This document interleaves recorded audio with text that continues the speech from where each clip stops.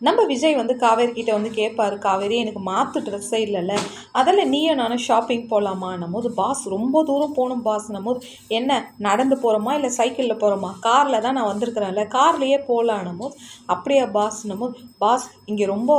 Dress எல்லாம் ரொம்ப ரேட்டாக இருக்கும்ன்னும் போது, அதுக்கு நான் ட்ரெஸ் வாங்காதையே இருக்க முடியும், என்ன காவேரி இந்த மாதிரிலாம் சொல்கிற, நீ எல்லாம் எனக்கு வாங்கி கொடுக்காத, நானே வாங்கிக்கிறேன்னும் போது, பாஸ் என்ன பாஸ் ஒரு 50,000 சம்பாதிக்கிறவங்கள பார்த்துட்டு இப்படி ஒரு கேள்வி கேட்டிங்களே பாஸ், பாஸ் நீங்கள் எங்கள் வீட்டுக்கு கெஸ்ட்டாக வந்திருக்கிறீங்க, எப்பவுமே என்ன விருந்தாளியாக வந்தால் நாங்கள் ட்ரெஸ் எல்லாம் எடுத்து கொடுத்து அனுப்புவோம் பாஸ், இப்போ நீங்கள் என்னோடய விருந்தாளி இல்லை, அதால் உங்களுக்கு எல்லா ட்ரெஸ்ஸும் நானே வாங்கி தரேன் பாஸ்ன்னும் போது, விஜய் வந்துல போதும் போதும் உன் அன்பெல்லாம் நீ சீக்கிரம் ரெடி ஆகிட்டு வரையான்ட்டு விஜய் வந்து சொல்லுவார். பாஸ்